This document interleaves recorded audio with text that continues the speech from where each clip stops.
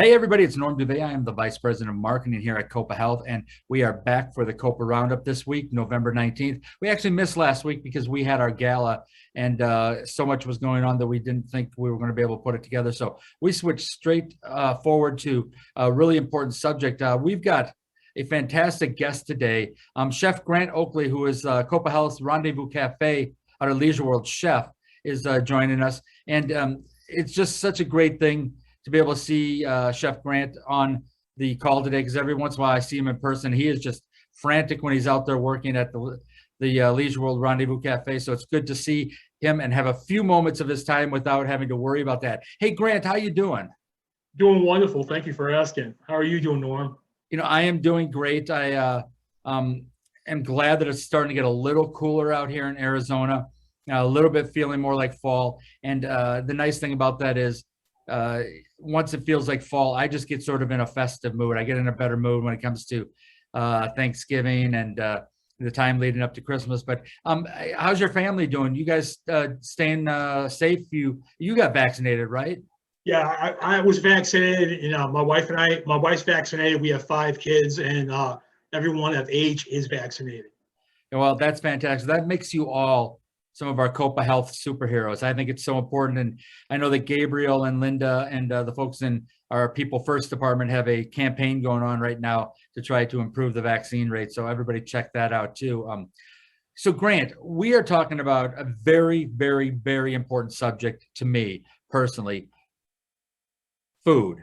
And food for the holidays. It's just so important to, have the right food for the holidays, especially when you're connecting with family and friends. And I know that you've got a large family that you've got at home, but why is food such an important part of the holidays? Well, food is very magical, and a lot of it has to do with a fancy chef word called aromatics. It basically means smells. Smells can magically take us to places. If you don't believe me, think about liver and onions. If you were forced to eat liver and onions and you smell that when you walk in, you have that reflex where you go, ugh. That's why it's so important when you're cooking, especially you want good aromatics. That way the food smells great and also brings people to that magical spot. Like when I make ham right now for my kids, I use cloves, I use cinnamon. As soon as they walk in the house, no matter what they're doing, they smell that cloves and cinnamon. It brings them back to the holidays. Well, the interesting thing about that is I know growing up that some of the bakeries in my hometown actually would leave their doors open during business hours because it would draw people in. So I think that's what you're talking about too. It really has a powerful effect. Yeah, I mean, you think about bacon cooking, right? There's not a better smell than that bacon hitting that oven and the grease coming out of there, the smell. It brings you, magically transforms you to places. For me, my parents did a lot of cooking at home. So when I smell that, it reminds me of a simpler time, a better time. It reminds me of my childhood. I just love that. Hey, do you mind if we pause the taping for a minute so I can go make myself a bacon, lettuce, and tomato sandwich and, come back satisfied? Because once you get bacon in my head, we've got ourselves a problem. But I love that. That's a great example. Yeah. So Grant, I know that you are really, really busy out at Leisure World with the Rendezvous Cafe, and I know you do great work out there, but will you be doing anything special at the cafe for the holidays, for holiday food, or do you have anything special planned? So the answer to that is yes and no. Again, when we talk about seniors, what they like is they like their comfort foods, their hot dogs, their hamburgers. Obviously, we do meatloaf, we do liver and onions, which I'm not a fan of, but they want it. Friday night, we do codfish, and we're going to keep those normal. Now, some of the things I do different is it's Arizona, it's Thanksgiving, it's Christmas, and it's still 90 degrees out. So what I'll do is I'll take a little bit of apple cider vinegar or apple cider. I'll put it on the oven with some cloves, some nutmeg, and I'll just boil it. I make a potpourri. So when they come in, they automatically get that smell. I'll keep the AC a little cooler, so then they think maybe they got magically transplanted to Christmas. We'll have some candy out for them now and then, but normally the menu stays the same. Now, if someone wants a catering event, we cater specifically for what they're looking for. We do a lot of hams and pot roasts this time of year for catering. Well, as you know, because I've seen you out there quite a bit, I do try to make it out there every once in a while, especially on Friday evenings to have dinner with some friends out there, and you're always great. You come out and talk to everybody. That's wonderful. And I also make lunches out there. But once you mentioned that about what you're going to do with the apple cider and when you're going to do the potpourri and stuff, I think I got to make it out there just so I can get in that Christmas spirit or that holiday spirit. Just so wonderful. Hey, Now, I won't be doing that on Fridays because the fish will take away that smell. Oh. But normally during the week, I get that going to get people in the mood for it.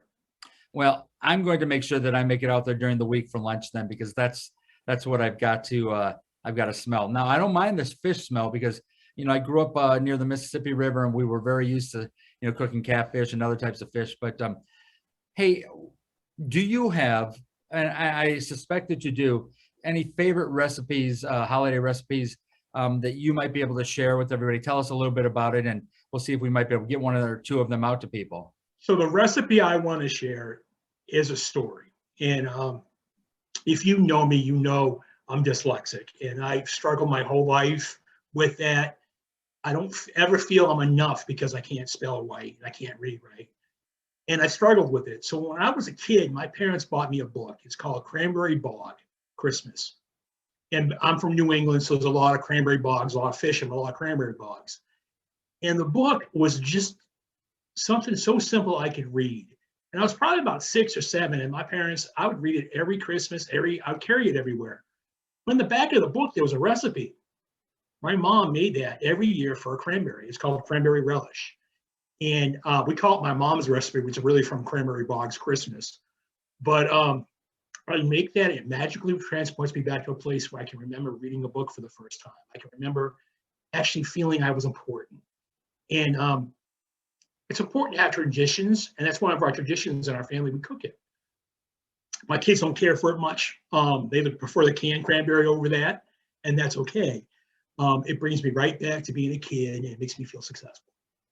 Yeah, no, I just love that so much because my wife and I have certain traditions. I think 4 or 5 years in a row now we've gone to the Gilbert Hale Theater to see A Christmas Carol, Scrooge on Christmas Eve. We actually were married on Christmas Eve, so I love the idea of traditions. And as soon as you mentioned that, the cranberry bog, and you talked about growing up out there, it reminded me of a friend of mine, Steve Marciano, who actually used to work at one of the hotels here in the Phoenix area, but now he's moved to San Diego.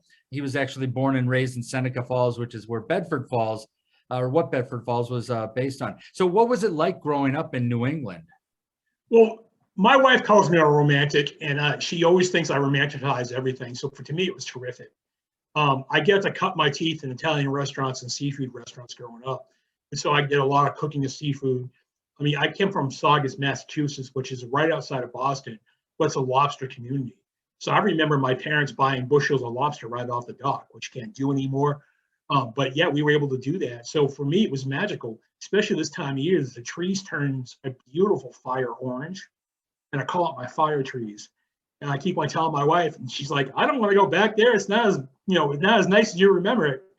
I just remember the romantic times of it, how beautiful it was, and how it was, you can wear a nice sweater, you can go, cookouts, barbecues outside, campfires. Yeah, you do campfire, you got a burn notice. Yeah, I got to tell you, it's interesting because when you talk about things, all of a sudden I'm starting to remember stuff about when I was growing up. And one of the odd things, because I grew up in a little town in Iowa called Dubuque, Iowa, and my mom, for some reason, would always make New England clam chowder for Christmas. And so whenever I smell clam chowder, whether it's in the middle of the summer, spring, fall, or winter, I always think of Christmas. So I think that is fantastic. So I'll tell you what, you're going to get us the recipe that you were talking about, and I'm going to make sure that our marketing director, Linda Torkelson, who does such a great job getting stuff out to people, they're going to share with everybody. What would you tell people about making the recipe, if there's anything that they need to do besides actually following directions? Well, recipes are one of those things that you can add your own flair to it. Sometimes, like, we haven't had certain nuts, we add different types of nuts. Sometimes, I like the celery a little finer. My in-laws like it a little thicker. So you can change it, play with it. It's a great time. I mean, we love to do a lot of cooking in my house. As you can see behind me, we have cooking things everywhere. And, it's kind of what we do. It's the staple of the house. There's one more recipe I want to share with you. It's really simple. It doesn't follow our healthy program at all, but we make it. I make 1 pound every year at Thanksgiving, and it's gone probably next day. Chocolate covered bacon. Oh, If you haven't oh, had it, I am telling you, it's better than chocolate covered pretzels, which I thought was perfect. But you take you take a pound of bacon, you cook it any way you want. I like to cook it in the oven, nice and thick. And then when it comes out, you take some dark chocolate and melt it in the microwave. And you stick that bacon in there till it's nice and thick and covered. And you just top it with a little bit of rock salt, wait an hour. And when it freezes up, boy, I tell you, it has that flavor just like chocolate covered pretzels, but it's bacon. Not good uh, for you, but that's one of my kids' traditions. They like bacon that time of year.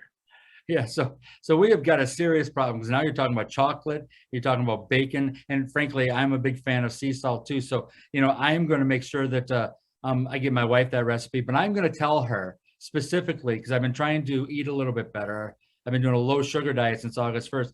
I'm going to tell her, let's make it, let's eat it, and let's lock away that recipe until next Christmas so that we don't make it every week. Well, my kids at their birthdays, they go, "Hey, Dad, we really want chocolate covered bacon for our birthday." I'm like, "No, it's a holiday thing. I make once a year." I mean, obviously, I'm a larger guy. I'm losing weight. I'm trying to get healthy, but you still have to bring back those memories. And for my kids, it's really important. It's really important to have those memories for them. Well, Grant, I really appreciate you being on today. I know that someday I'm just going to go a little bit off my rocker, and I am going to have you and Michelle Spear on at the same time. And I'm going to let you give us, stuff that you want to do, and then I want to, have her talk about how we need to be healthier because I think there's a balance. And one of the things that our leader here at Copa, Sharna Jaffe Piper, talks about is a good work-life balance. But I also think there's a good balance that has to be found in your diet. Let me give a commercial real quick. I have cooked some of Michelle's recipes, and I tell you what, they are outstanding for healthy food. I shouldn't have said healthy food. They are outstanding for food. And I think that's a way to go sometimes is you can go something quick and fancy, and it's really good stuff. Well, I know she's got a challenge going right now, and people are doing their best to stay healthy during the holiday season. And thank you, Michelle, so much for doing that. But Grant, listen, I can't wait to see you again in person out at the cafe. I really appreciate you being on today. And once again, you say your family's doing okay. I understand you were at the football game last week. Yeah, so my birthday is in a few weeks, and the Cardinals aren't having any more home games till December 13th, I think. So my kids got me the tickets yesterday to go see the Cardinals beat up the Carolina Panthers, but it didn't work out. Great. Yeah. Beat my 4 boys. Yeah, it didn't quite work out that way. I was there too, and some of the former NFL guys that we work with, they were there, but just did not go well. But so thanks a lot, Grant, for being on today. No, I appreciate you. Thank you for your time, Norm. Okay. Hey, everybody, that is our Copa Roundup for this week, November 19th, Friday. We will be back again next week, and we're going to have a little bit of an early Copa Roundup next week because we want to get it out to you on Wednesday, November 24th for Thanksgiving. And I believe you'll want to tune in because we're going to have an extra special guest for that. I'm just doing that tease right now. I'm not as good as the people at NBC or HBO doing teases, but I'm just going to have that tease. Hey, until then, everybody, try to stay safe. Try to enjoy this great weather that we have. If you haven't gotten vaccinated, go out and get vaccinated. If you haven't gotten your flu shot, get your flu shot. Take care of people, take care of each other. And if you know somebody that hasn't gotten vaccinated, talk to them about how important it is for them to get vaccinated so we can reach that herd immunity. But until next week, everybody, we will be sending out those recipes. And I'll tell you what, if anybody else has some great recipes that you want to share for the holidays, go ahead and get them to me or to Linda Torkelson, and we will try to share them with people as much as possible. It's just going to be fun rolling into the holiday season this year. Take care, everyone.